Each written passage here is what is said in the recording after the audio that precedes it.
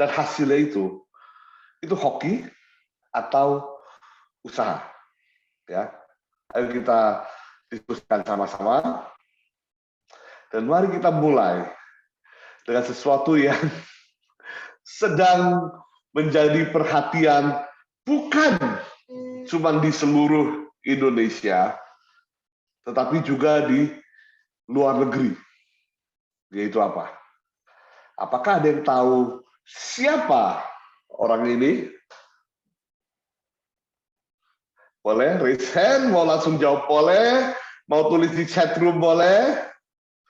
Ya, siapa pemuda yang satu ini?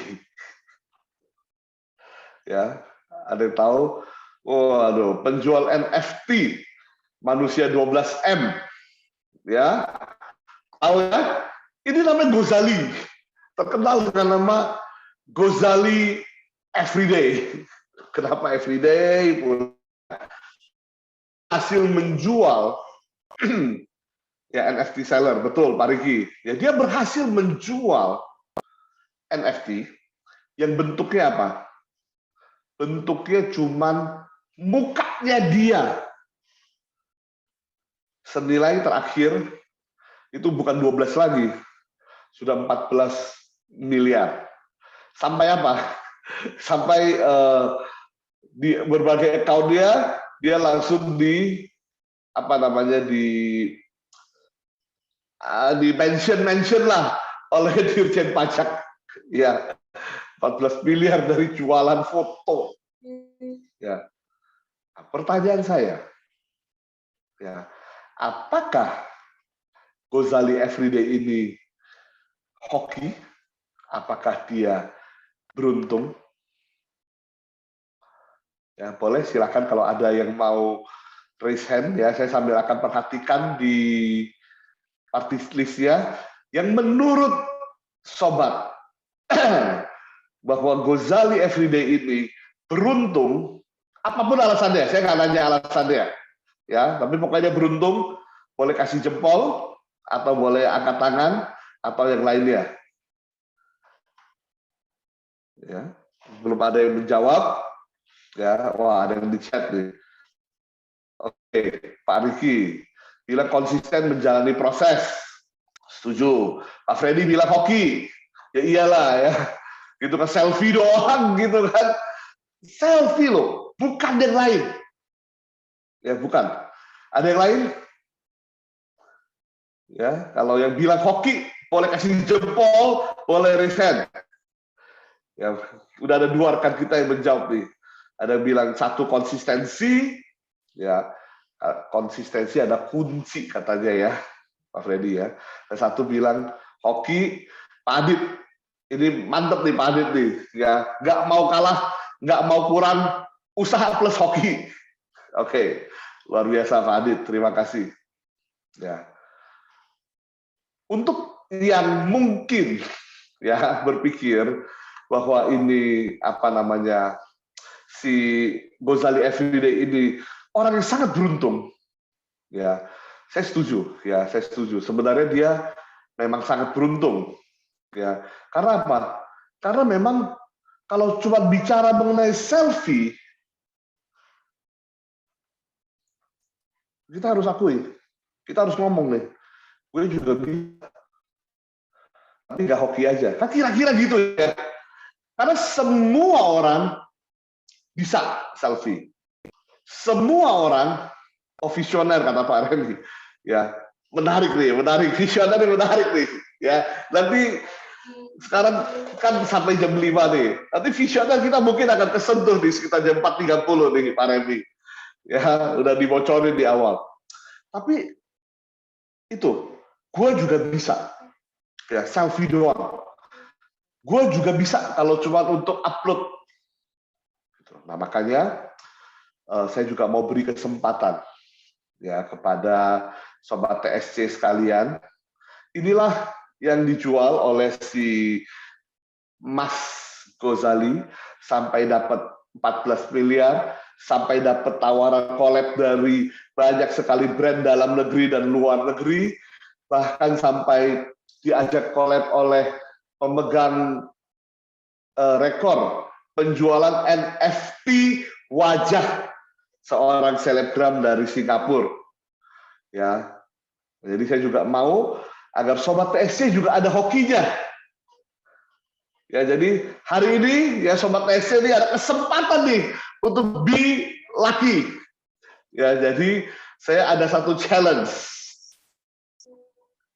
untuk sobat sekalian, ya, supaya bisa jadi sehoki Ghazali. Ya, tapi mungkin nggak 14 miliar ya. Jadi sobat TSC yang saat ini hadir, berapa orang sekarang nih? Ya, lihat sebentar, berapa orang? 18 orang yang bisa menunjukkan bukti bahwa sobat punya 933 foto selfie sekarang dengan pose yang sama. Saya akan berikan free pass kelas TSC sepanjang tahun 2022. Saya udah hitung, bernilai kira-kira 6 juta rupiah. Ada yang mau mencoba 933 foto selfie yang berbeda dengan pose yang sama. Ya, mungkin memang sedikit ya dari kita yang punya ya. Nggak apa-apa. Yang ini ya udahlah, ya 6 juta lah, nggak jadi lah ya. Saya kecilin hadiahnya ya. Ada yang tahu NFT itu apa? Ya, tadi ada beberapa orang sudah langsung menjawab NFT ya. Oke, NFT. NFT ini kebetulan salah satu topik yang akan kita bahas juga minggu depan. Waktu kita ngomongin mengenai rahasia-rahasia keuangan yang nggak diajarin sama financial planner, yang nggak diajarin di website. Ya, kita ikutin financial planner di Instagram, di TikTok, kita baca artikel, ada hal-hal yang nggak diajarin. Yaitu apa? Beberapa hal ya, kita akan diskusikan minggu depan. Yang bisa menjelaskan dengan beberapa kata aja ya, jangan kepanjangan ya. Di chatroom lah boleh. Apa itu NFT? Saya kasih satu tiket buat minggu depan, 149.000. Nggak 6 juta lagi ya, nggak 14 miliar ya. Ini challenge lagi satu. Yang bisa menjelaskan dengan NFT dengan bahasa yang singkat, yang menurut saya bisa diterima, ya. Minggu depan boleh kelas saya free. Ya, minggu depan kita mau ngomongin keuangan, salah satunya ngomongin NFT, teknologi blockchain, ya. Silakan kalau ada yang mau mencoba. Ya. Menarik karena dunia keuangan juga terus-menerus berubah. Ya, nggak cuman seperti 10-20 tahun lalu atau 50 tahun lalu, terus berubah. Ya, 10 tahun lalu nggak ada cryptocurrency. Ya, 50 tahun lalu nggak ada produk-produk wealth management yang seperti dimiliki sekarang. Ya. Oke, nggak paham tuh. Oke. Ya. Pak Adit dan non-fungible token aset digital. Singkatannya, betul Pak Adit. Ya, saya pending dulu Pak Adit ah. Ya, tapi yang berikutnya di Pak Freddy. Berkas digital yang identitas dan kepemilikannya unik. Oke, ya karena cuma 2 pesertanya dan waktu kita ada satu lagi. Pak Riki, platform online untuk jual dan beli aset non ekonomis. Menarik ya. Tapi dari 3 ya saya yang paling bisa diterima dan yang paling mendekati secara kata-kata orang-orang awam bisa mengerti, ya Pak Freddy Adrianto, selamat minggu depan dapat free tiket untuk ikut kelas kita. Rahasia tidak diajarkan financial planner Anda. Ya, Ike dicatat ya Pak Freddy. Baik, maksud saya ini, kita tidak punya 933 foto. Kita mungkin tidak semua orang paham mengenai NFT. Ya kalau seperti itu, seberapa besar peluang kita bisa hoki seperti Ghazali Everyday tadi? Ya agak Waduh, Pak Feni, hasil googling Pak Feni katanya. Ya, itu. Jadi udah mulai kelihatan ya sebenarnya ya tujuannya ya arahnya ya bahwa apakah Ghazali ini hoki atau enggak. Tapi nggak apa-apa, Ghazali is one of a kind. Saya setuju. Ya, one of a kind. Kita lihat yang lain yuk. Ini adalah marketplace ya yang besar. Marketplace yang apa namanya? Juara di Indonesia saat ini. Tentu nomor 1 Goto ya, Tokopedia ya. Nomor 2 ini Shopee. 3, 4, 5 ya mereka bertiga suka rebutan lah biasanya. Bukan. Saya nggak lagi ngomongin mengenai William Tanujaya hoki atau enggak. Enggak, saya nggak ngomong ke sana. Ya. Saya lagi nggak mau ngomong si apa namanya Ahmad Zaki hoki atau enggak. Enggak, bukan. Ya itu udah terlalu banyak orang ngomongin. Saya mau bilang begini.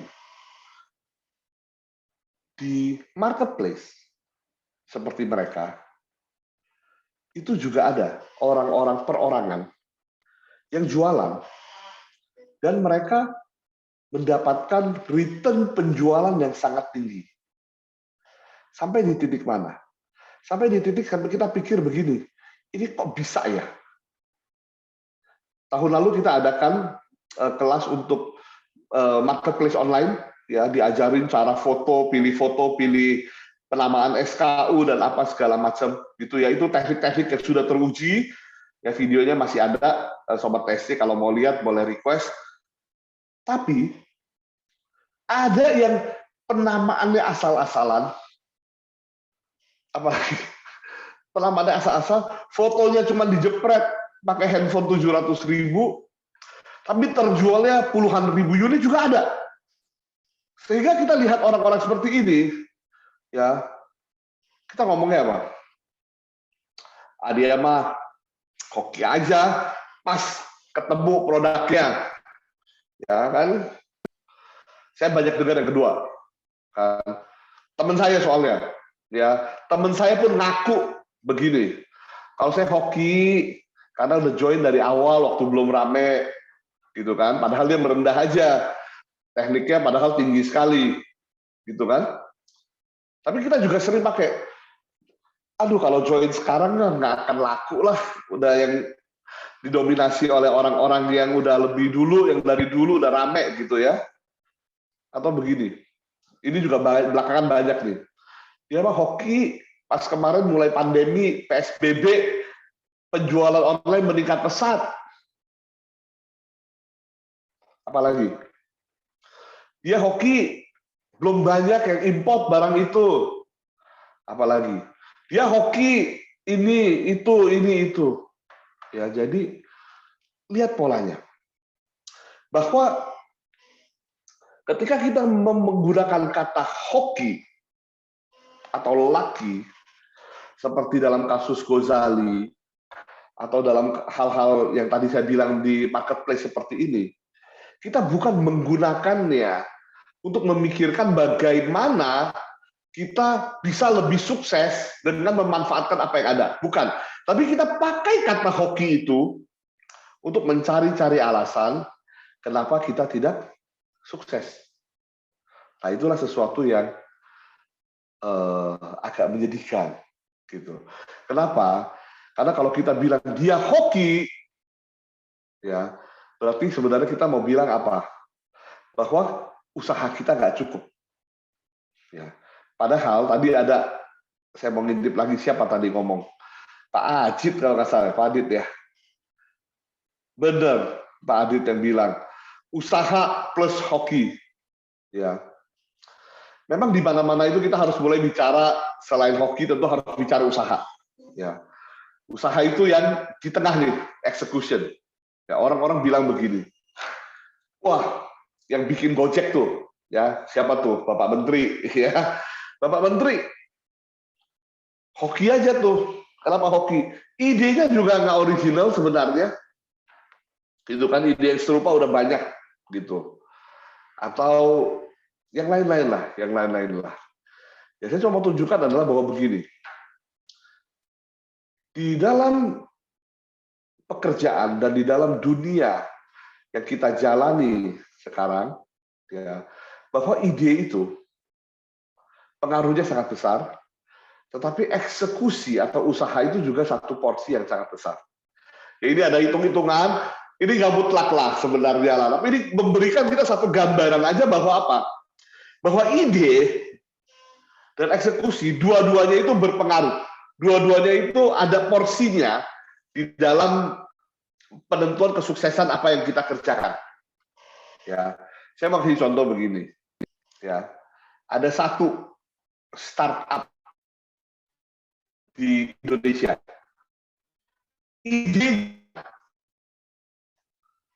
Idenya,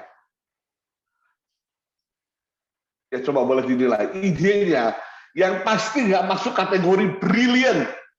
Mungkin nggak gitu. Mungkin masuk kategori nggak so-so, yang masuk kategori good. Karena udah banyak orang jalanin. Karena udah banyak orang cobain. Ya, itu apa? Itu ini. Ide menjual kopi untuk karyawan kantor di mana-mana dengan harga murah. Bapak-bapak yang naik sepeda di Tamrin, di ruko-ruko terkenal di berbagai lokasi di kota Jakarta, yang membawa termos dan kopi saset sudah melakukan berpuluh-puluh tahun. Tahu yang saya maksud ya, yang naik sepeda itu loh. Yang selalu ada di bundaran HI itu. Ya. Sebenarnya produk mereka sama kopi kenangan bedanya sejauh apa sih? Gitu. Tapi eksekusinya, ya, level pemikiran eksekusinya itu berbeda jauh sekali. Sampai apa? Oh, Starlink namanya, betul. Starbucks keliling, betul.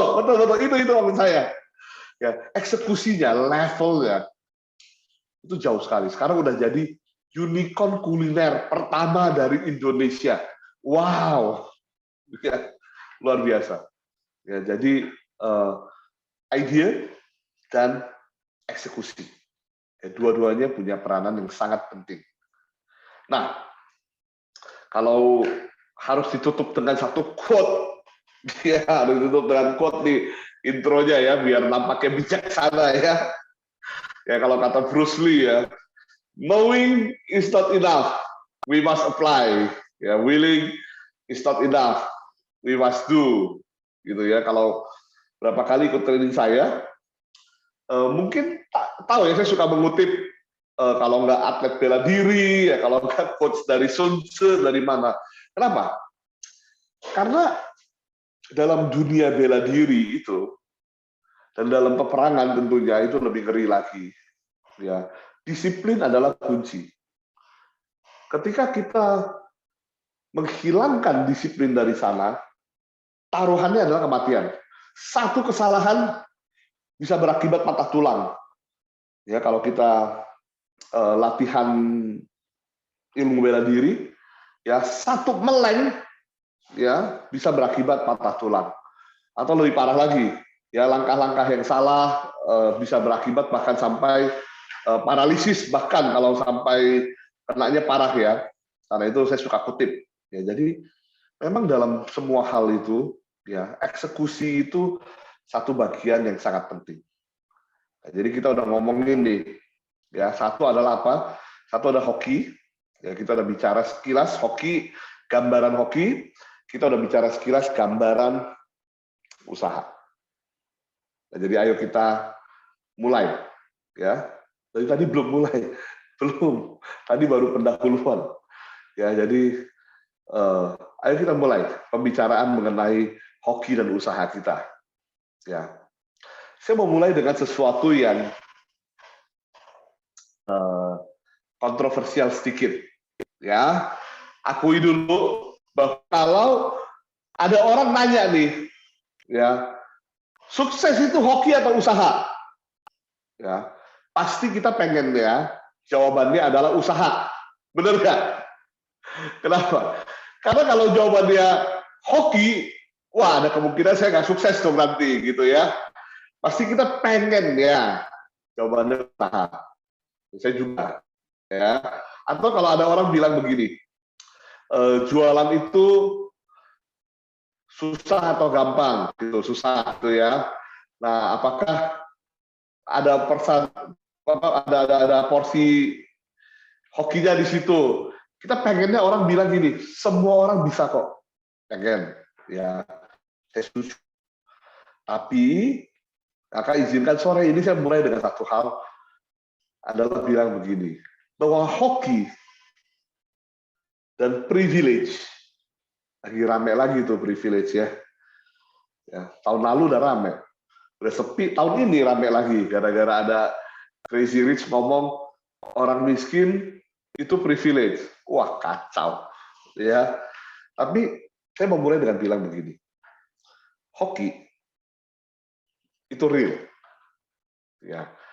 Minimal sekali. Ya, hoki apa? Jadi, Om ini adalah salah satu orang paling hoki di dunia mungkin ya kalau bicara hoki ya. Dia adalah Warren Buffett. Warren Buffett ini adalah orang terkaya di dunia kalau dilihat hanya dari hasil investasi. Ya, dalam artian begini, ya, Jeff Bezos punya perusahaan yang membuat produk berbagai macam. Ya, Mark Zuckerberg perusahaannya ada menjual jasa sosial media dan lain sebagainya. Tapi kalau Warren Buffett sedari dulu ya hanya berfokus di bidang investasi. Jadi modalnya hanya duit, menghasilkan duit. Ya. Dia memberikan satu komentar bahwa salah satu kunci kesuksesan dia adalah ovarian lottery. Ya. Ini ovarian lottery ini bukan kayak kita beli lotre gitu ya. Kalau beli lotre kita masih bisa debat nih. Ya. Bisa menang lotre nggak? Bisa, tapi ya harus beli dulu lotrenya gitu kan ya. Jadi kalau nggak beli lotre, nggak mungkin hoki menang lotre. Oke, setuju gitu. Ya tapi Warren Buffett ya, mengatributkan kesuksesan dia, salah satunya itu pada yang namanya ovarian lottery. Ovarian lottery itu maksudnya apa? Ovarian lottery itu adalah tempat dan kondisi di mana dia dilahirkan. Ya. Saya ulang, ovarian lottery menurut Warren Buffett ini ada tempat dan kondisi di mana dia dilahirkan. Nah ini memang kita nggak bisa memilih, ya karena ya orang tua yang memilihkan betul ya, mereka juga nggak bisa pilih anaknya mau cewek mau cowok gitu ya. Nah inilah kita dilahirkan di mana, baik itu negara maupun itu keluarga maupun itu yang lain-lain ya, itu namanya ovarian lottery dan itu kita nggak bisa pilih. Ya, tetapi saya setuju bahwa itu bukan penentu segala sesuatunya. Ada orang-orang dari negara miskin yang sukses, ada orang-orang dari negara kaya yang gagal total juga ada. Ya, bahkan orang yang hoki menang lotre, saya selalu ingat ceritanya, adalah menang lotre senilai 13 triliun ya dalam waktu sekian tahun lalu dihabiskan. Sebelum beli lotre, dia adalah seorang tukang sampah. Selesai uangnya habis, dia kembali lagi jadi tukang sampah di tempat yang sama, perusahaan yang sama. Ya ada juga orang seperti itu, gitu ya. Jadi walaupun bukan penentu, tetapi memang ada hal-hal yang harus kita akui, nggak bisa kita pilih. Ya salah satunya adalah ovarian lottery ini. Nah, tetapi yang menarik adalah begini, kita bisa mengatur, kita bisa mengusahakan, ya agar kita bisa menjadi lebih beruntung. Dan ini semua saintifik. Jadi itu sebagai seorang sales, khususnya sebagai seorang sales nanti, ya inilah hal yang harus kita perhatikan agar bagaimana suatu hari orang lihat kita dan orang yang bilang ke kita, waduh, si Bapak Adit ini salesnya hoki banget. Ya, cari 3 orang yang closing 5. Loh, gimana caranya? Ya, itulah. Ya, kalau kita lihat ya, kalau senior sales gitu di perusahaan kita, apalagi kalau kadang-kadang kita mungkin masih ada yang baru di sini ya. Oh, kok dia hoki terus di kantor, ongkang-ongkang kaki sebentar, telepon masuk order. Nah, itulah. Itu jadi ya boleh dibilang target kita lah ya. Dan itu, ayo kita coba lihat ya gimana caranya. Tapi saya mau bilang dulu, bukan ya, ini nggak melibatkan feng shui. Jadi nggak usah ganti tempat tidur, nggak usah tempat kantor. Ya, jadi nggak susah. Kedua, nggak pakai jimat atau susuk atau apapun itu, ya, karena tentu jangan. Yaitu bertentangan dengan moralitas dan integritas seseorang maksud saya gitu, jangan. Jadi gimana? Ya, saya mulai dengan satu quote yang semua orang saya yakin sudah tahu. Ya, pasti sudah tahu. Ya, ayo kita berangkat dari sini. Luck is what happens when preparation meets opportunity. Artinya apa? Keberuntungan itu adalah ketika persiapan berjumpa dengan kesempatan. Ya. Nah, kita harus akui di sini. Ya, tanya baik-baik dan tanya dengan jujur sama diri kita. Apakah selama ini kita punya banyak kesempatan? Kalau kita jawabnya iya, maka kita perlu bertanya, selama ini apa yang kita siapkan sampai hari ini kita belum bisa memanfaatkan kesempatan tersebut. Ya, dipikir baik-baik ya, pikir baik-baik. Ini semua kita udah tahu. Oke. So hari ini di antara sekian banyak hal, ya saya akan bicara 3 aja. Berbicara mengenai hoki. Yang pertama, yaitu yang saya sebut dengan the provoke luck mindset. Udah mulai susah kata-katanya jadi apa ini gitu ya. Luck itu kan hoki ya. Mindset itu kan cara bagaimana kita berpikir yang mempengaruhi pengambilan keputusan kita dan kegiatan dan tindak tanduk kita. Ya, kalau mau tahu lebih dalam tentang mindset, minggu lalu ya dibahas di kelas Breakthrough Leadership. Nah, pertanyaannya adalah provoke itu apa? Ya, provoke itu dari kata pasti diprovokasi. Ya, jadi apa nih maksudnya? Apakah hoki bisa diprovokasi? Kalau bisa diprovokasi biar jadi apa? Biar jadi hoki atau biar jadi enggak? Jadi, Sobat SC, ya semuanya, ada satu penelitian yang berjalan selama lebih dari 13 tahun, ya, dan dilakukan oleh Harvard Business Review, yang bertanya pertanyaan yang dari tadi kita bicarakan. Why the best salespeople get so lucky? Ya, ini artikel panjang, bukan artikel sebenarnya, ini adalah satu jurnal, ya, dan bicara mengenai kenapa sales itu begitu beruntung, ya, dan sampai di satu kesimpulan adalah apa? Bahwa luck, keberuntungan di dunia sales itu bisa di-manage. Walah, masa begitu? Ya, jadi ini kesimpulan daripada jurnal yang ditulis ya oleh Joel LePond ini. Dia menuliskan seperti begini. Dari satu survei yang dia lakukan kepada ratusan orang tenaga sales yang menjual produk yang sama, ceritanya panjang, ya nanti bisa lihat sendiri di jurnalnya. Dia meneliti semua setiap deal yang terjadi, ya itu terjadinya seperti apa. Dia dari ratusan tenaga pemasaran, berarti dia ngomongin ribuan, bahkan mungkin puluhan ribu deal yang terjadi. Semuanya itu terjadi karena apa? Dan dia bagi jadi 3. Ya. Yang pertama adalah terjadi karena sales proses. Ya. Yang kedua terjadi karena unprovoked. Ini adalah hoki sehoki-hokinya. Gitu. Dan yang ketiga adalah provoke luck.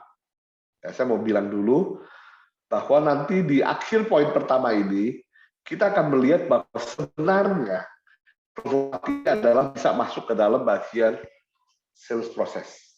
Ya, sehingga kalau kita jalankan ini, peluang kesuksesan kita udah otomatis naik jadi 92% tuh. Ya, nah jadi dia sampai di kesimpulan tadi itu bahwa dalam sales luck itu bisa bisa di manage, bisa diatur. Gimana caranya? Ya, gimana caranya? Nah, ini ada beberapa cara seorang tenaga pemasar bisa meningkatkan hokinya, ya. Dan ini adalah yang dibahas oleh Joel LeBon yang dia kategorikan masuk ke dalam provoke lah ketika dia membuat jurnalnya. Yang pertama itu adalah orang-orang yang beruntung, ya, yang bukan penjualannya bukan terjadi dari sales proses standar, bukan, ya, tetapi kelihatannya ada untung. Itu adalah orang-orang yang memiliki apa yang disebut competitive intelligence. Itu yang pertama. Bahasanya berat hari ini ya. Karena ini udah seri kedua nih. Ya, nanti makin ke belakang makin berat nih. Total ada 6 seri nih. Competitive intelligence. Dia mendapatkan bahwa salesperson, tenaga pemasar yang terlatih untuk mencari informasi mengenai customer, mengenai kompetitor, mengenai market, mengenai pengetahuan lapangan, memiliki tingkat keberuntungan yang lebih tinggi. Ya, LeBon melihat bahwa dari penjualan, kalau ada satu orang ditawari oleh dua orang tenaga pemasar, yang satu mengerti produknya, menjelaskan dengan baik, mengerti urut-urutan administrasinya, dan yang satu lagi bisa diajak bicara mengenai industri, maka peluang kesuksesan lebih besar ada di orang kedua. Orang yang memiliki kompetensi tersebut. Jadi ini menarik, ya, bahwa 3 dari 5 orang memilih orang yang nomor 2 dibandingkan orang yang nomor 1 tadi. Yang tenaga pemasar yang baik juga, yang menjelaskan, yang informatif, tapi informasinya terbatas hanya pada produknya dia. Sedangkan yang kedua ini memiliki pengetahuan lapangan yang lebih luas. Jadi yang pertama, gimana caranya jadi hoki? Sama-sama nawarin tapi dia maunya sama saya. Itu yang pertama. Competitive intelligence. Ya. Hal yang kedua, bagaimana menurut Joel LeBon ini orang bisa menjadi lebih hoki ketika jualan? Ya, yang kedua adalah mindfulness. Ya. Mindfulness tentu ini adalah salah satu rangkuman dari teknik-teknik penjualan yang ada di luar sana. Yaitu apa? Mindfulness bicara mengenai satu, empathy. Bicara mengenai bahwa ketika kita bertemu dengan prospek, bahwa ketika kita bertemu dengan calon pembeli kita, ya kita benar-benar tertarik. Kita benar-benar mau terlibat. Kita benar-benar fokus membangun hubungan dengan orang tersebut. Dan kita bisa melihat, ya, karena kita mengevaluasi dengan tenang, ini orang bicara apa? Apakah yang dia sampaikan itu adalah sebenarnya atau mungkin hanya satu tabir asap begitu. Dia ada maksud lain di baliknya. Orang-orang yang berusaha untuk memiliki empati seperti ini, ya ternyata memiliki keberuntungan yang lebih tinggi daripada orang yang tidak. Ya, jadi yang pertama, yang kedua, yang sangat menarik, yang nomor 3, ya, memiliki goal atau target yang tinggi. Ini sangat menarik. Orang-orang yang memiliki goal yang tinggi sekali, entah kenapa, secara otomatis akan lebih beruntung. Ya, tentu kita bisa tarik banyak kesimpulan di sini. Kenapa? Biasanya, ya ketika kita memiliki target yang lebih tinggi, kita akan lebih termotivasi untuk melewati target tersebut. Ya, kita akan jadi lebih kreatif, kita akan jadi lebih cerdik, strategik, gitu ya, dibandingkan enggak. Contoh aja dengan sangat sederhana. Kalau saya cuma perlu menjual 2 produk hari ini, ya mungkin ya saya cuma akan berkeliling dan tetap menawarkan produk seperti biasa. Kan 2, berarti 1 hari cukup mencari 2 pembeli atau 1 pembeli yang mau beli 2, gitu kan? Kita lihat waktu di awal tahun kita bicara mengenai salesman terbaik di dunia itu, barang yang 1 orang hanya butuh 1, tapi dia bisa jual paketan 5. Gimana? Dengan menunjukkan bahwa barang-barang ini bisa dijadikan hadiah untuk orang lain. Oh, luar biasa. Kenapa? Karena target penjualannya tinggi. Nggak cuma 2 hari ini, tapi 200. Kalau 200, dia nggak bisa cari 200 orang, gitu. Dia harus cari orang yang mau beli 2, atau 50 orang yang mau beli 4. Nah, biasa orang akan menjadi lebih kreatif, akan lebih terpacu, lebih termotivasi kalau punya target yang tinggi. Bicara mengenai hal ini, ya seorang sales ya harus ingat hal ini, ya, bahwa the great tragedy, hal yang sedih sekali di dunia ini, bukan kalau kita bermimpi terlalu tinggi lalu gagal. Ya, hal yang paling sedih itu adalah sebenarnya kalau kita hanya bermimpi sesuatu yang rendah, lalu kita mencapainya, lalu kita puas. Itulah yang paling menyedihkan. Ya, jadi seorang sales ingat harus punya target ya yang tinggi. Kalau perlu target perusahaan dikasih, naikin sendiri, begitu. Ngomong sama diri sendiri. Ya, dikasih target dari perusahaan 100 bulan ini, saya mau capai 200. Kalau saya nggak capai 200, komisi bulan ini saya nggak mau ambil, saya kasih ke yayasan yang membutuhkan. Nggak berani nggak? Ya, saya termotivasi untuk bisa capai 200. Ya. Lanjut, ini masih dari tempat yang sama, ya, sangat menarik. Dia mengatakan begini, orang-orang yang beruntung itu punya latar belakang justru adalah kegagalan. Oh, jadi dari penelitian yang dia lakukan ke berapa ratus tenaga pemasar untuk menjual produk yang sama soal itu, orang yang punya pencapaian tinggi yang lebih baik daripada sales yang lain itu, ternyata punya pengalaman kegagalan yang banyak. Ya, ditolak, di ghosting kalau bahasanya hari ini, gitu kan. Ini juga satu hal yang penting. Ya, seorang tenaga pemasar yang ketika gagal, lalu down, lalu nggak mau lanjut lagi, lalu nggak mau coba lagi, ya itu nggak akan jadi hoki dalam hidupnya. Ya akan stop aja di situ. Tetapi orang yang ketika gagal belajar dari sana, nah itulah yang akan semakin hoki. Dan satu lagi yang terakhir, yang kelima. Orang-orang yang hoki itu adalah orang-orang yang punya pemikiran yang terbuka. Yang ketika terjadi sesuatu perubahan yang mengganggu kebiasaan sehari-hari mereka, yang mendorong mereka, menoel mereka untuk keluar dari comfort zone mereka oke dengan hal tersebut.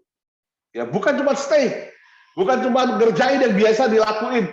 Yang tugasnya ada apa, dia lakuin tugasnya apa. Itu nggak hoki biasanya.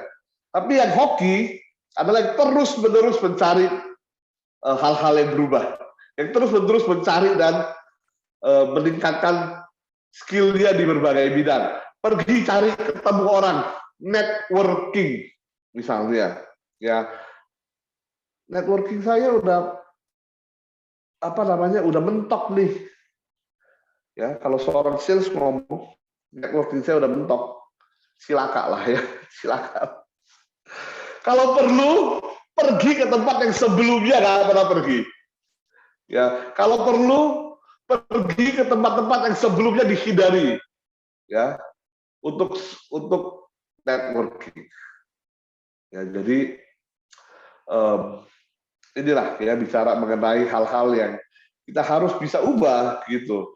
Kalau selama ini temenannya kebanyakan di Facebook, ya ayo sekarang main yang lain gitu. Ya kalau misalkan LinkedIn, misalnya TikTok, misalnya yang lain-lain gitu. Atau bisa juga teman secara di dunia nyata juga bisa gitu ya. Networking, ikut acara-acara mingle gitu ya. Nah itu harus bisa berubah. Ya jangan punya fixed mindset. Kalau semuanya udah gitu nggak bisa diganti lagi, ya itu salah. Nah hoki yang begitu. Nah itu yang pertama tadi, bahwa ternyata hoki itu bisa di-manage. Caranya bagaimana? Ya banyak. 5 diantaranya itu ini. Meningkatkan competitive intelligence kita, meningkatkan kepedulian kita sama klien, meningkatkan ambisi dan goal kita. Ya, belajar dari kesalahan dan terbuka untuk perubahan. Orang-orang yang adapt hal ini, ya secara otomatis menjadi orang-orang yang pakai tanda kutip lebih beruntung daripada orang-orang sebelumnya. Ya terutama tadi saya mau bicara mengenai networking. Ya, networking yang poin nomor 5 tadi itu, banyak orang merasa stuck di situ, gitu. Karena kita hanya bisa mengenal sampai sejumlah orang tertentu, begitu katanya ya. Ada yang bilang 150, ya ada yang bilang 500, gitu. Tapi angkanya nggak lari dari 2 angka itu, gitu. Nah, kalau kita cuma percaya aja hal tersebut dan kita nggak melakukan apa-apa di situ, stop, bentok, gitu. Ya, jadi saya ada satu tips juga untuk networking. Ya adalah apa?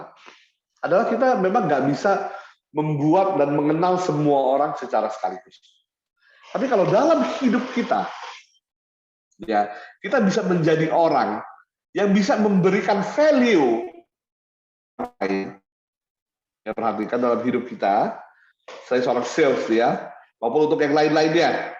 Kalau kita bisa menjadi seseorang yang bisa memberikan value untuk orang lain, maka kita bisa arahkan untuk apa? Untuk membuat agar orang lain yang kita kenal saat ini merasa bangga memperkenalkan kita pada orang yang dia ingin networking. Gak terlalu jelas, saya tahu, saya ulang. Ya, ini kita, I. Ya, dan ini adalah orang kedua nih, friend.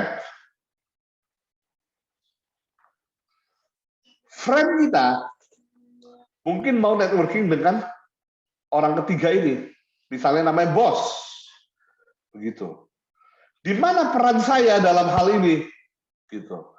Kalau kita bisa memberikan value kepada friend kita, dan friend kita bisa meneruskan value itu kepada bos, kita akan dikenalkan dengan tujuan bukan supaya kita dapat, tetapi supaya dia mendapatkan kredit. Langsung pakai contoh biar lebih clear. Ya, saya banyak dan lama di bidang keuangan, ya dan banyak bicara, banyak mempelajari mengenai investasi. Ya, dalam banyak kasus ada rekan-rekan, ada kawan-kawan, bahkan nasabah-nasabah, ya, yang ketika mereka bertemu orang lain, ya. Lalu mereka mulai membicarakan mengenai investasi. Mereka tarik saya ke dalam tempat tersebut untuk apa? Untuk nunjukin nih, gue punya temen yang bisa, yang ngerti soal investasi loh. Nih, gue bawa dia untuk jelasin ke lu. Nah, supaya tujuannya apa? Sebenarnya tujuannya bukan buat saya. Tujuannya supaya temennya itu bangga, oh orang ini kenal dengan banyak orang. Ya provide value-value seperti itu. Ya, caranya tentu become an expert di satu bidang. Itu sangat penting. Ya, tetapi terbuka untuk perubahan itu sesuatu hal yang sangat penting. Itu poin saya. Ya, jadi ini yang pertama ya. Manage luck dengan hal-hal yang kita bisa lakukan. Yaitu apa tadi? Yaitu dengan cara 5 ini. Yang kedua, bagaimana cara kita menjadi lebih beruntung? Maka yang paling penting itu adalah prospecting. Prospecting itu apa? Kita samakan dulu bahasa kita. Ya. Prospecting bukan angkat telepon, lalu nelfon seseorang, lalu memperkenalkan diri, lalu menjual produk kita. Bukan. Prospecting adalah satu proses yang hasilnya ini. Memastikan kita menjual ke orang yang tepat. Ya, prospecting, kita samain dulu bahasanya, ada satu proses yang memastikan kita menjual kepada orang yang tepat. Ya, banyak di antara salesperson ya gagal di dalam penjualan karena mancing di kolam yang salah. Begitu. Karena kolam yang mereka miliki itu kolam yang nyaman buat mereka. Misalnya apa? Lingkungan sekitarnya, keluarganya, dia merasa nyaman jual ke mereka. Sehingga dia apa-apa jual ke mereka, apa-apa jual ke mereka, dan dia nggak ngerti-ngerti kenapa selalu gagal. Gitu. Karena dia jual ke yang dia nyaman jualin, bukan jual ke orang yang butuh. Nah, ini sesuatu yang singkat ya, karena tentu ada masalah waktu ya. Apa ini? Coba, udah agak lama tadi saya ngomong sendiri ya. Apa ini? Ini adalah kancing, bukan. Ini namanya coklat. Betul Pak Freddy. Coklat bahkan secara spesifik namanya coklat apa? Caca, bukan. Ya, betul. Semua udah tahu ya. Coklat salut gula. Ya, Pak terlalu teknis, Pak. Ya, saya mau bilang ini coklat M&M. Ya. Jadi prospecting mulainya gampangnya ingat aja coklat M&M. Yaitu apa? Pastikan orang itu punya 3 hal ini. Money, needs, dan meet. Ya. Jadi kalau kita mau jual, prospecting ini panjang sebenarnya tekniknya ya, banyak sekali hal yang kita bisa lakukan, mulai dari scouting sampai nanti selection dan lain-lain. Ya, tapi gampangnya, simpelnya ini, M&M. Pastikan kita mau jual ke orang yang apa? Punya duit, mau beli. Gitu ya. Kalau dia mau beli banget tapi nggak punya duit, percuma. Kedua adalah mau belinya, dia punya kebutuhannya. Duitnya ada, nggak punya kebutuhannya, ya nggak jadi beli gitu. Kecuali kalau dia mau berbuat amal ya, itu lain cerita gitu. Ya, jadi yang ketiga itu adalah meet. Meet itu apa? Meet itu bisa ditemui. Ya, jadi ada orang nih punya uangnya, punya kebutuhannya, ya, tapi kita nggak bisa temuin. Orangnya ada, misalnya presiden, gitu. Kita nggak bisa juga temuin presiden untuk nawarin produk, gitu kan? Jadi ya nggak usah prospek, gitu. M&M, money, needs, meet. Cari terus yang punya kategori 3 ini, baru jual ke orang tersebut. Ya, dan yang penting tetap ya dalam prospecting adalah apa? Perform, melakukan, measure, mengukur, track, pelajari pengukurannya. Ya, diulang-ulang terus. Ya, semakin lama ya kita akan semakin banyak menjumpai yang namanya prospek dan bukan cuma suspek. Ya, suspek. Ya, kalau suspek sebelum prospek, dari suspek kita lihat nih, dia punya uang nggak, dia punya needs nggak, dia bisa diketemuin nggak. Kalau bisa, oke, baru ini nih namanya prospek, gitu. Ya, barulah sales proses dimulai. Tapi nggak gampang, ya nggak gampang. Kita harus langsung bilang di awal, ya nggak gampang. Ada cerita anak-anak. Ya, saya juga bingung ya kenapa dia bikin ceritanya seperti itu ya.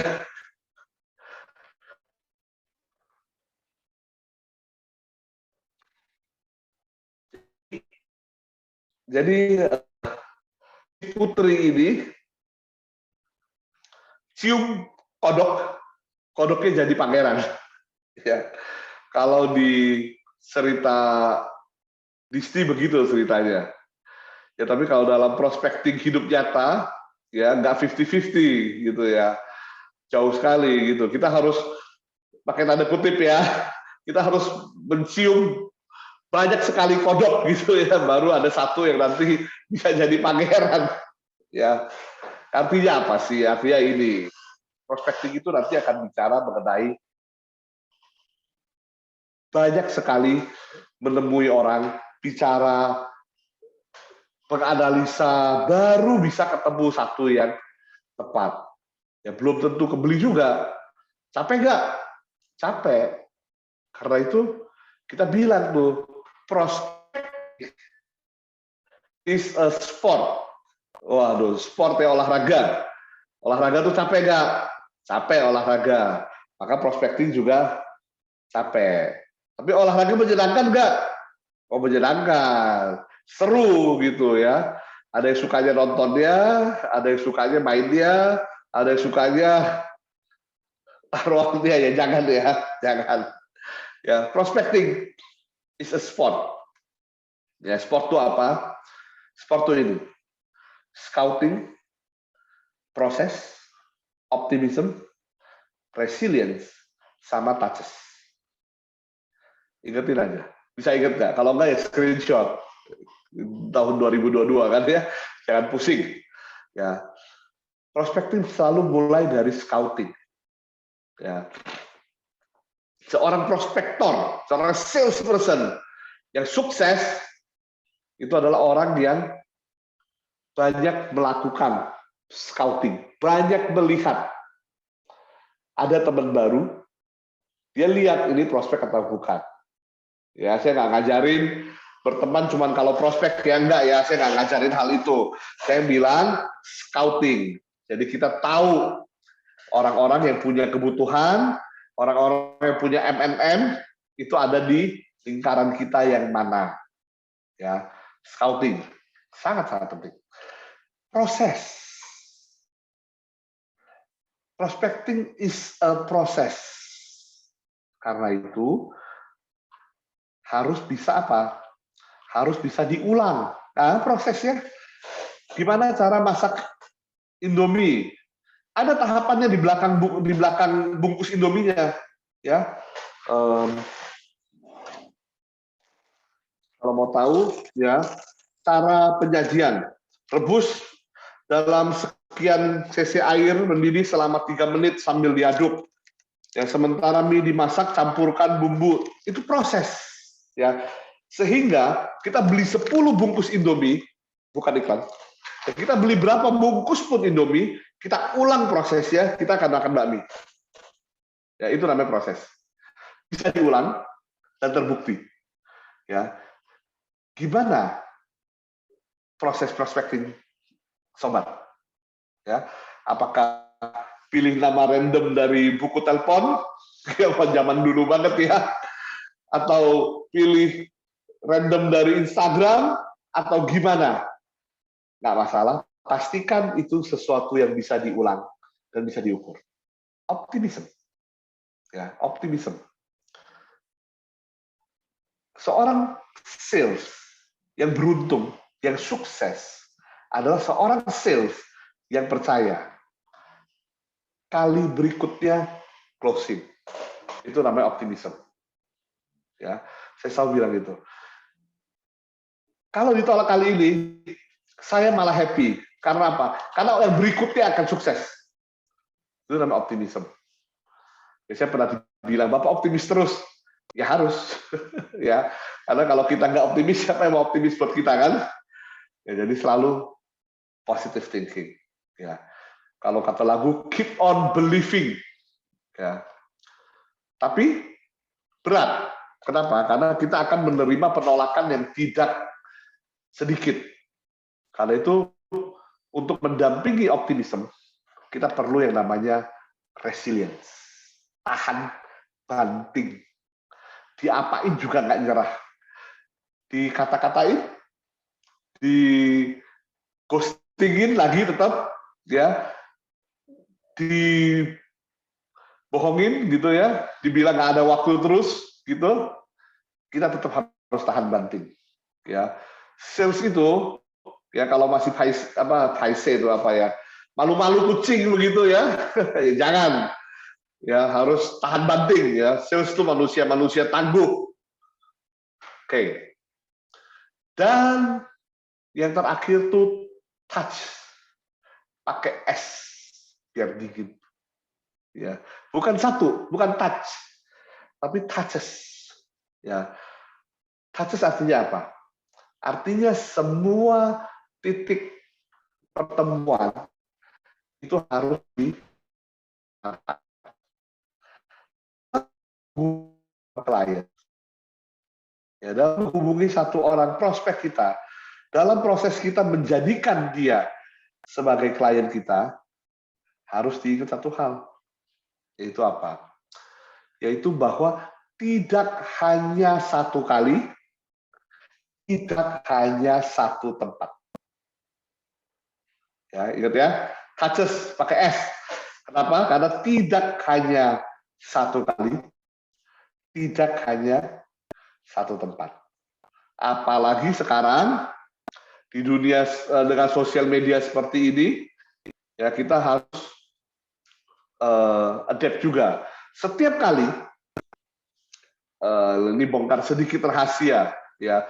Setiap kali saya mau meeting dengan seseorang, saya sudah cari dulu sosial medianya dia, terutama LinkedIn, untuk bisa tahu dia berapa lama sudah kerja di sana dan apa perannya dan apa yang dia lakukan di sosial medianya. Saya cari dulu.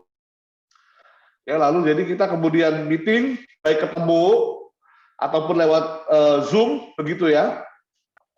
Selesai meeting, saya akan pura-pura ngomong sama dia. Saya nemuin Bapak di LinkedIn, saya add ya. Dengan apa tentunya. Ya, itu yang saya lakukan. Jadi lebih daripada kita ketemu hari ini aja gitu. Saya ada WA-nya, saya pernah ketemu orangnya, saya add LinkedIn ya.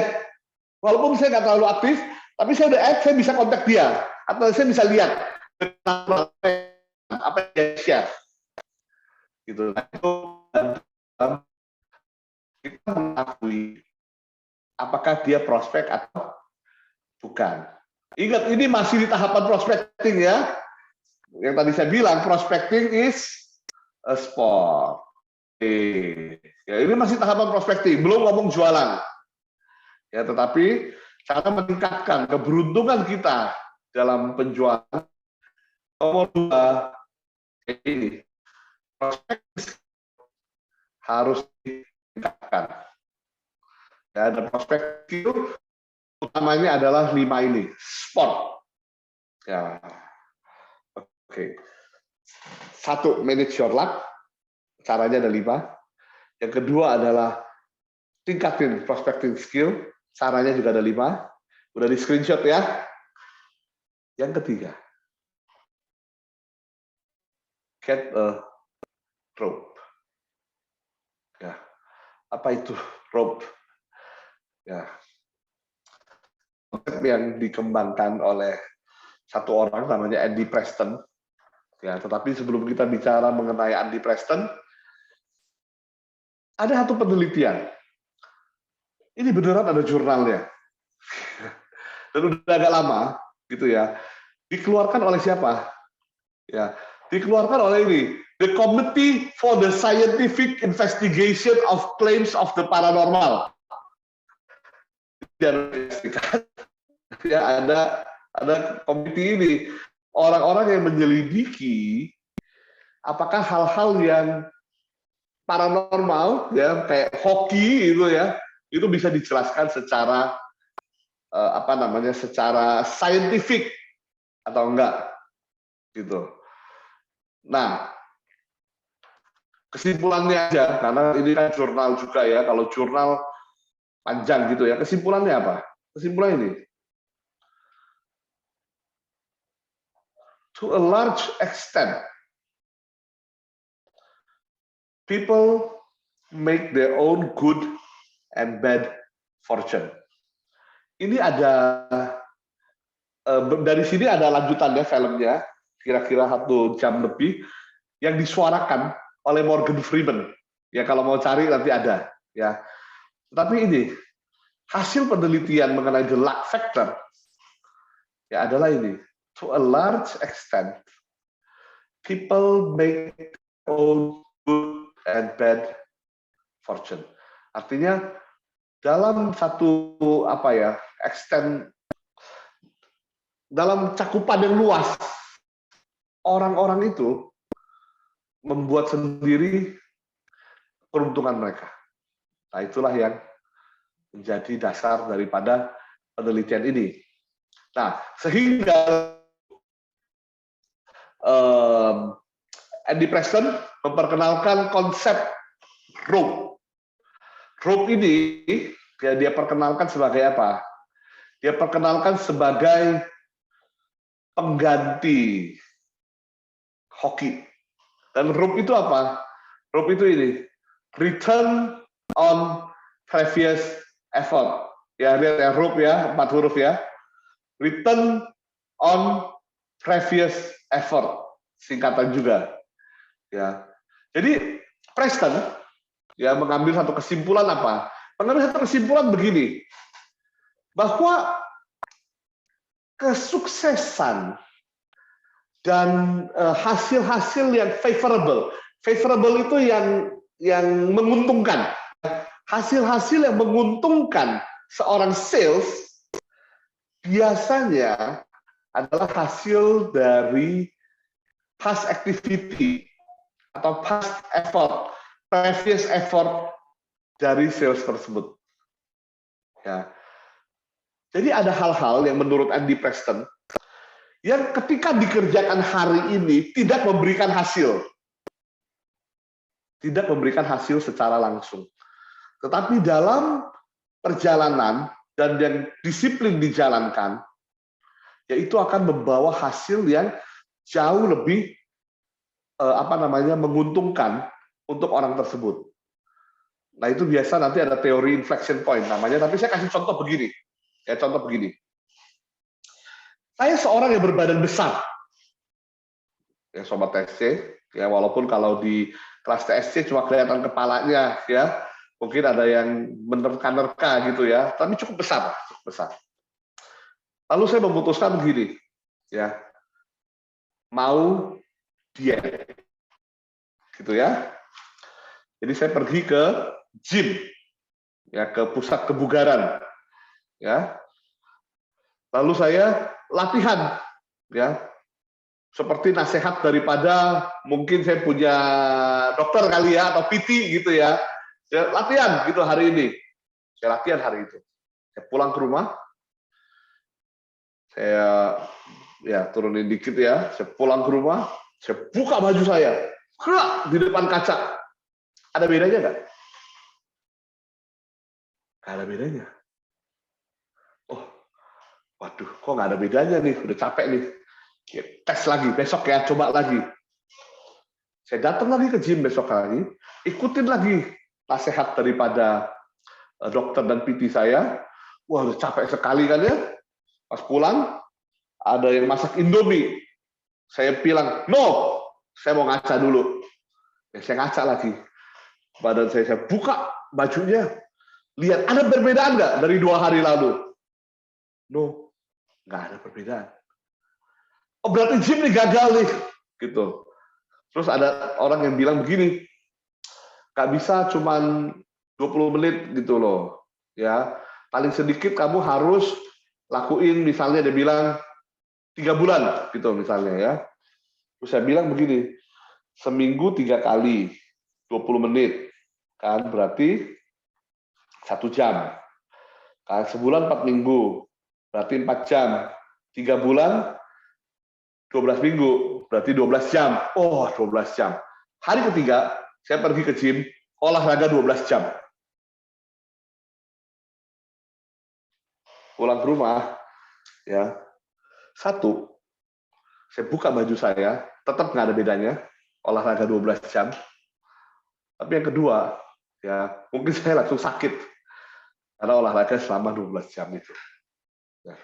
Jadi, konsep rope ini mau menunjukkan kepada kita bahwa ada hal-hal yang kita lakukan yang nggak memberikan hasil secara langsung. Karena itu membutuhkan apa?